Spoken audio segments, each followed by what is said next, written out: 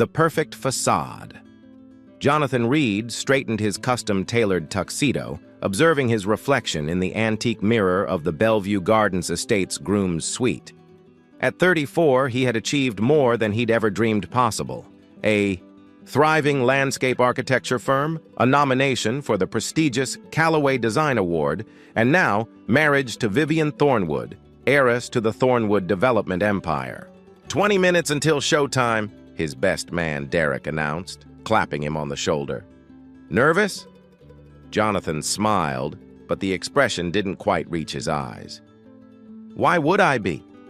This is exactly what I've always wanted. Was it, though? The question had been nagging at him for weeks, but he'd pushed it aside. His relationship with Vivian had been a whirlwind, intense, exciting, and undeniably advantageous.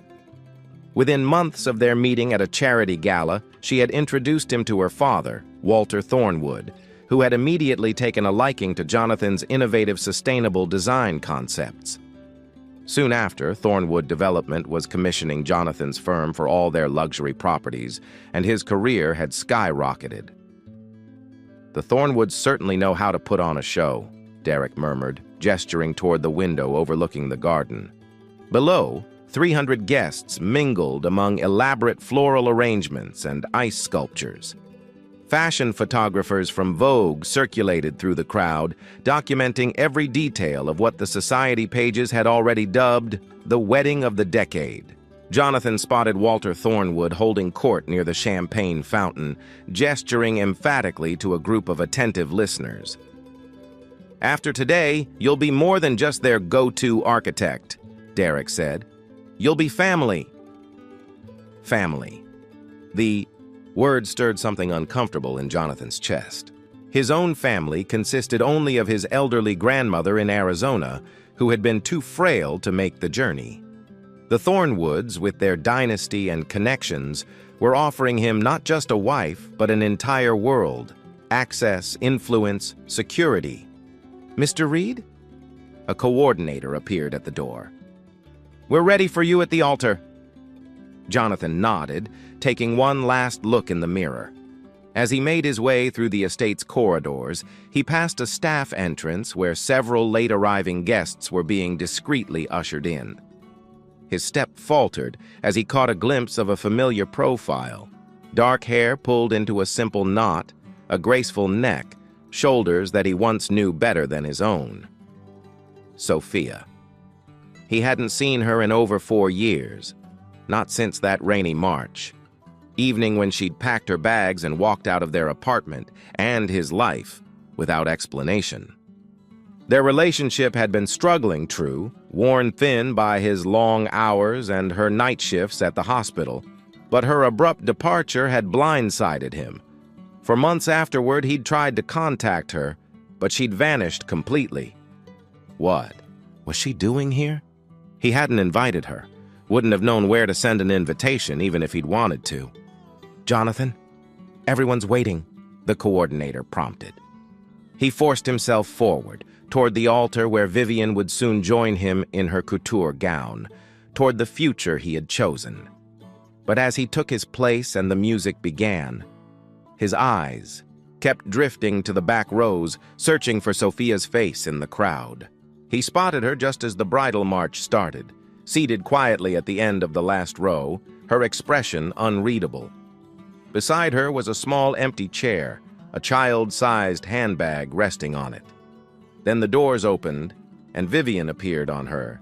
Father's arm resplendent in white, and Jonathan's world narrowed to the path ahead. Hidden truths. The high-pitched voice cut through the orchestra's crescendo like a knife. Mommy! Mommy, I found the bathroom all by myself! Jonathan, halfway through his vows, turned toward the commotion.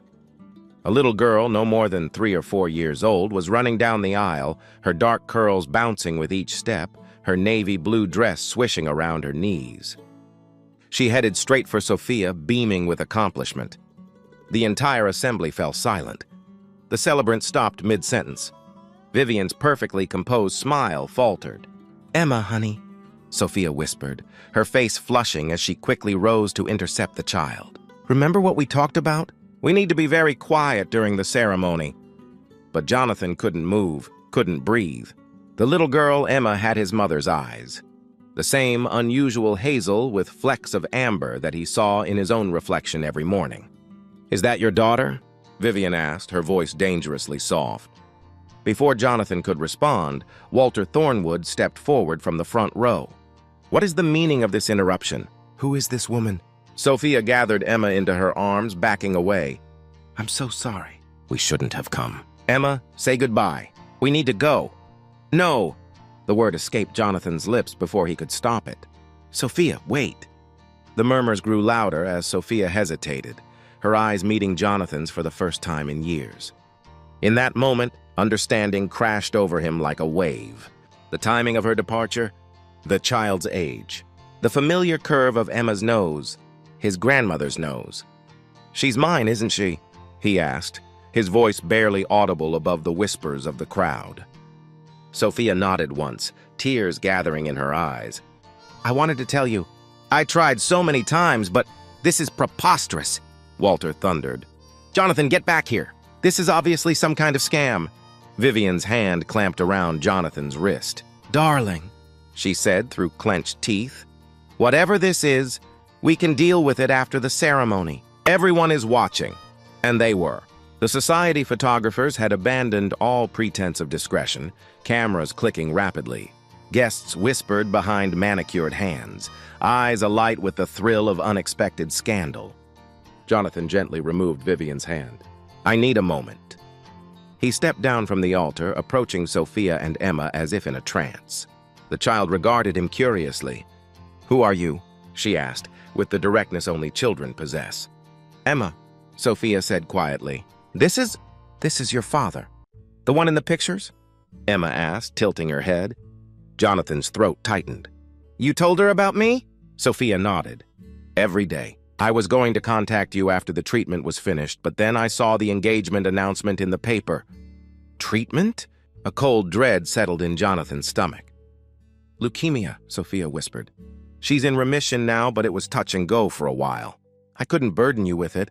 Not when we'd already fallen apart, not when you were building your career." Behind them, Vivian had abandoned all pretense of composure. "Enough of this melodrama," she hissed, stalking toward them. "Jonathan, I have tolerated your humble origins because I saw potential in you, but I will not be humiliated like this." "Humble origins?" Jonathan echoed, truly seeing his fiancée for the first time. Vivian's eyes narrowed. "Daddy has invested a great deal in you. Your little firm would be nothing without our patronage." "Is that why you wanted to marry me? As some sort of business acquisition?" "Don't be naive," Vivian scoffed. "Marriage is always a transaction at our level. I needed someone presentable and ambitious enough to be useful. You needed connections and funding. It was a perfectly reasonable arrangement until..." She gestured dismissively at Sophia and Emma. "This inconvenience." The guests watched in stunned silence as Vivian's carefully cultivated image shattered before their eyes. Walter Thornwood's face had turned an alarming shade of purple. "If you walk away from this altar," he growled, "you can say goodbye to your career. I'll make sure no decent firm in this country will touch you." Jonathan looked from Walter's threatening glare to Vivian's cold fury, then back to Sophia, exhausted but standing tall, and Emma, who was regarding the whole scene with the innocent curiosity of childhood. In that moment, the choice became startlingly clear. New beginnings. "I think I've had enough of decent firms," Jonathan said quietly, the weight of years lifting from his shoulders with each word. "And enough of reasonable arrangements." He knelt down to Emma's eye level, his heart racing. "Hello, Emma. I'm very happy to meet you." The little girl studied him with solemn eyes. "Mommy says you make beautiful gardens." "I try." Jonathan smiled, his voice thick with emotion. "Would you like to see some of them someday?" Emma nodded enthusiastically. "Can we go now? This place is boring and that lady looks really mad." A ripple of nervous laughter spread through the guests. Vivian's face contorted with rage as she yanked her veil from her head. "This is your final warning, Jonathan," Walter barked. "Think about what you're throwing away." Jonathan stood, facing his almost father-in-law. I've spent 4 years thinking about what I've already thrown away, Mr. Thornwood. I'm not making that mistake again. He turned to the assembled guests. I apologize for the inconvenience, but there won't be a wedding today. As if on cue, the skies opened up, sending guests scurrying for cover from the sudden summer rain. In the ensuing chaos, Jonathan guided Sophia and Emma toward a side exit, away from the flashing cameras and scandalized whispers. They found shelter in the estate's greenhouse, surrounded by the exotic plants Jonathan had specially selected for the wedding. The irony wasn't lost on him. I don't understand, Sophia said once they were alone, raindrops glistening in her hair. You had everything with her, security, connections, a future. I had a transaction, Jonathan corrected her. Not a life. He looked at Emma, who was gleefully pressing her nose against the glass, watching the rainfall. Why didn't you tell me about her? About the leukemia? Sophia's shoulders sagged. We were already falling apart. You were working 80-hour weeks trying to build your name in the industry. The night I left, you'd missed your 5th dinner in a row. I just found out I was pregnant. And I realized I couldn't bear to watch you choose between your dreams and your child. So you chose for me, Jonathan said, the old hurt flaring briefly. I did, Sophia acknowledged. It was wrong, but I thought I was protecting both of you. Then Emma got sick, and everything else just disappeared. All that mattered was getting her through each day. Jonathan gazed at his daughter, marveling at how natural those words felt, even in their newness. Where do we go from here? Sophia asked softly. Home, Jonathan answered, but I'm not sure where that is anymore. 6 months later, Jonathan stood in the doorway of a modest studio overlooking the harbor. Sunlight streamed through the windows, illuminating drafting tables and material samples. A sign above the door read, Reed & Winter's Sustainable Landscapes, in simple, elegant lettering. The Thornwoods had made good on their threats. Clients had canceled contracts, suppliers had mysteriously become unavailable, and Jonathan's award nomination had been quietly withdrawn. His former firm, unwilling to weather the controversy, had asked for his resignation. But for every door that closed, unexpected ones had opened. Former classmates reached out. A professor connected him with environmental projects. Sophia, whose experience in hospital administration had given her keen organizational skills, had become his business partner. They were starting over, professionally and personally, taking careful steps toward rebuilding what had been lost. Daddy, look what I made! Emma burst into the studio, holding up a colorful drawing of what appeared to be a garden filled with impossible flowers and fantastical creatures. It's for our new house, she explained importantly, so we can remember what to plant. Jonathan and Sophia had recently found a small house with a wildly overgrown garden, a renovation project they could afford, with enough space for Emma to play and for new dreams to take root. It's perfect, Jonathan told her, lifting her up to see the view of the harbor. Just like our family. Later that evening, as Emma slept and Jonathan and Sophia sat on their temporary balcony watching the stars, Sophia asked the question that had lingered between them. Do you ever regret it? Walking away from all that? Jonathan considered the question seriously.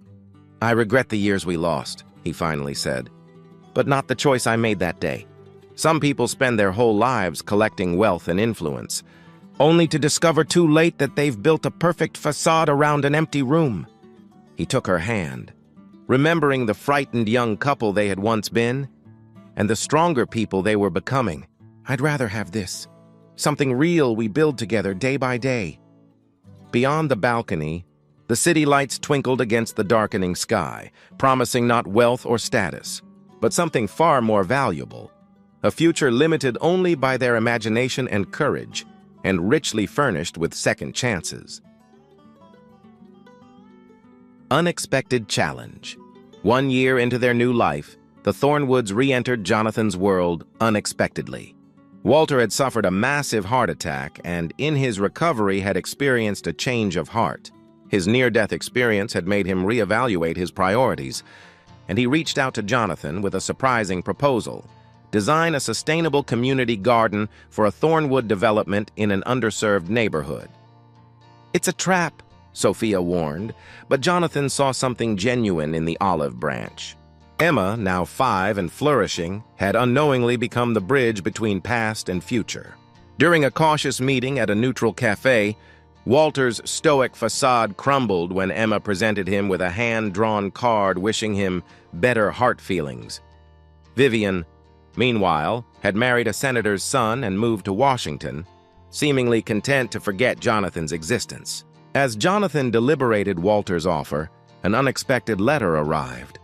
The Callaway Design Award Committee had reconsidered his nomination, citing exceptional recent work. The recognition would bring attention to their struggling studio, but Jonathan wondered if accepting either opportunity meant compromising the hard-won authenticity of their new life. "Sometimes forgiveness isn't just about the past," Sophia reflected as they walked along the harbor. "Sometimes it's about creating space for something new to grow." Full circle.